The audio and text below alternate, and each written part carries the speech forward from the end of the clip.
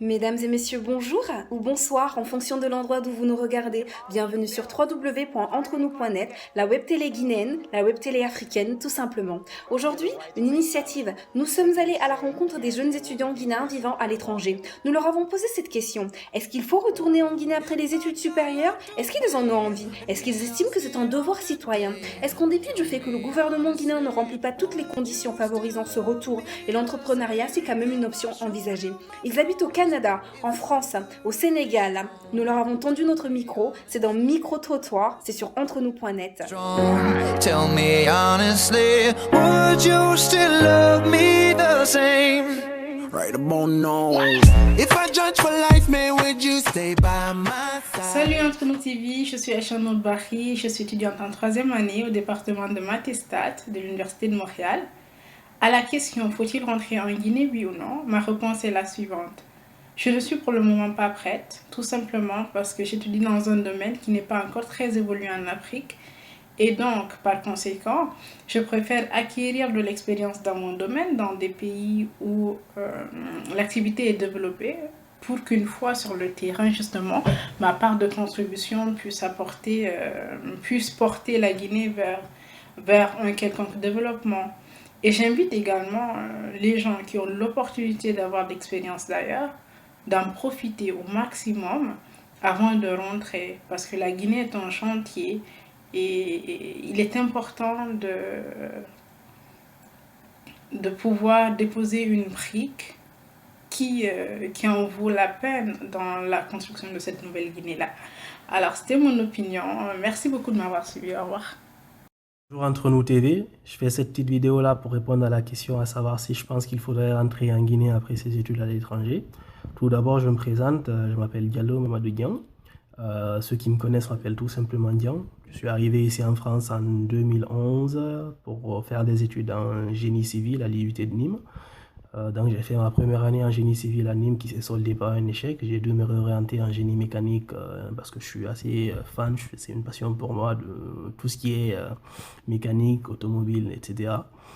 Mais je me suis rendu compte au-delà de la passion que en fait cette filière-là, cette branche-là me proposait des débouchés qui n'étaient pas forcément ce que j'avais envie de faire, notamment en Guinée où il y a tout ce qui est minier, mais j'ai pas du tout envie de travailler dans ce secteur-là. Donc actuellement, je prépare une licence en administration économique et sociale. Je suis en 2e année et après cette licence-là, j'envisage faire un master en marketing et en entrepreneuriat. Donc pour répondre à la question, personnellement, moi, je pense qu'il faudrait que je rentre en Guinée après mes études parce que oui, j'ai envie de contribuer au développement, à l'émergence de mon pays. Mais cela ne va pas se faire juste après l'obtention de mon diplôme, juste après ces diplômes-là, juste après ces études-là en fait. Parce que je pense qu'il faudrait que j'ai un minimum d'expérience avant de rentrer pour justement aider mon pays au mieux. Donc il faudrait que je reste ici 2 à 5 ans, voire plus, pour acquérir donc un minimum d'expérience et après rentrer pour les mettre au profit des Guinéens et du pays. Princess, I'm leaving. Bonjour Entre nous TV, mon nom est Aboubacar Biro Diallo. Je suis étudiant en 2e année en gestion publique à l'Université du Québec à Montréal. Avant tout, j'aimerais préciser que j'ai eu à rencontrer plusieurs personnes dans mon établissement scolaire qui m'ont demandé est-ce que Biro, tu comptes rentrer en Guinée plus tard, travailler ou rester ici? Et moi, je leur réponds qu'il est tout à fait primordial pour moi de retourner chez moi afin de contribuer au développement de mon pays. Et ceci dit, on doit prendre en considération que les jeunes qui ont réussi à étudier en Occident, que ce soit en France, au Canada, aux États-Unis, sont ceux qui pourront changer les choses en Afrique. Parce que l'avenir se trouve absolument dans ce continent-là. Et donc, je me dis, en même temps, est-ce qu'il y a une garantie, étant donné que j'ai étudié dans le domaine de l'administration publique et que je compte plus tard travailler dans le gouvernement, est-ce qu'il y a cette garantie-là qui me permettra de préserver mon poste de travail? Parce qu'on sait qu'en Guinée, il y a souvent cette politisation qui est exercée par le gouvernement. Il y a toujours un remaniement du personnel. Et donc, c'est ce qui me fait peur, mais en même temps, je suis prêt à prendre ce risque de retourner. Parce que parce que le développement de mon pays est un souci pour moi. Et c'est ça. Salut Antonou Télé, je suis Djenga Bayatou, étudiante en Master 1 Expertise et Conseil Fiscal à l'Institut Supérieur de Dakar, ISM. Concernant la question qui m'a été posée, qui est celle de savoir si après mes études, en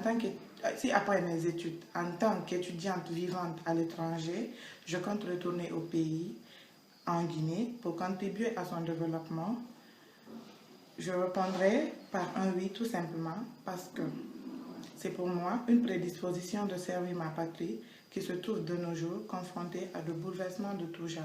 Je crois qu'il est temps pour nous jeunes de prendre la relève. Surtout au niveau de l'administration publique, nous remarquons une poussée en âge qui constitue un facteur de dysfonctionnement et ainsi de suite. En tant que jeune étudiante guinéenne, je me fixe pour objectif donc le développement de ma Guinée. Je vous remercie. TV. Donc, moi, c'est Cheikh à l'INSEC Business School à Bordeaux, dans le sud de la France. Donc, pour répondre à la question, je pense donc qu'après les études, il est nécessaire d'avoir comme projet de rentrer dans son pays à court ou à moyen terme. Cependant, je pense que ça ne sert à rien de se précipiter et qu'il faut profiter de la chance qu'on a pour acquérir le maximum d'expérience professionnelle qu'on peut ici à l'étranger.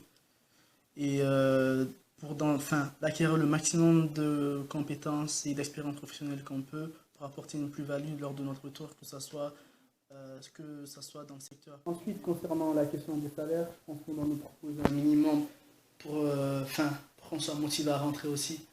Parce qu'au final, la concurrence est déloyale entre les salaires qu'on peut nous proposer ici en France et les salaires qu'on pourra nous proposer en Guinée, hormis le secteur privé.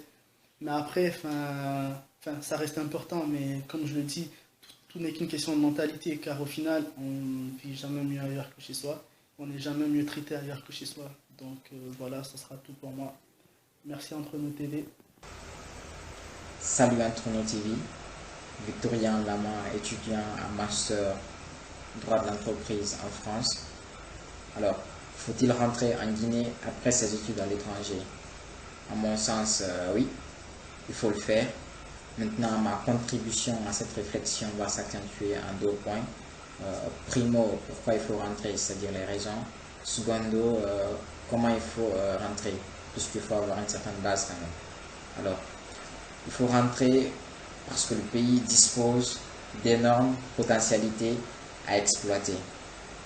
Pendant mes dernières vacances, j'ai pu remarquer qu'il y avait maintenant plein de banques, des radios privées, on sait déjà, des cabinets d'avocats, puisque j'y ai fait un stage de notaire, des hôtels qui poussent un peu partout, pour ceux qui font le tourisme et hôtellerie. Donc il y a plein de potentialités. Ensuite, on reproche à nos dirigeants dans la globalité de ne pas bien gérer les choses.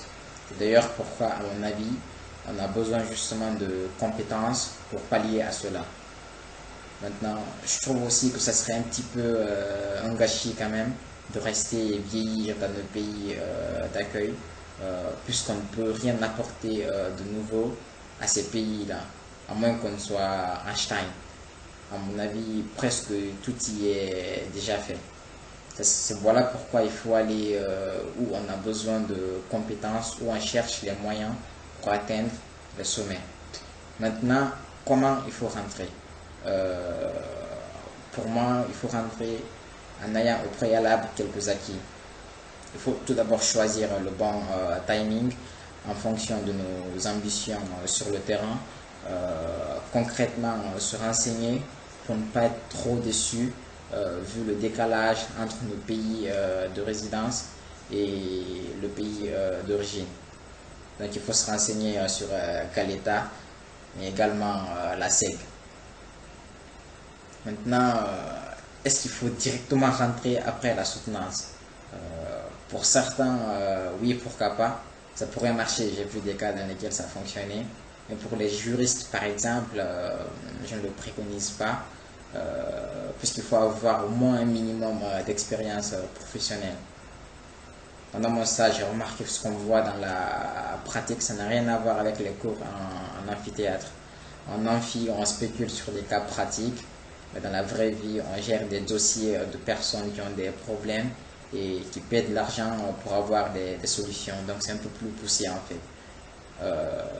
Maintenant, pour les plus ambitieux, je dirais que ce serait bien de monter un projet, de passer du temps sur sa faisabilité dans notre pays d'origine, ensuite de rentrer au bon moment pour l'exécuter.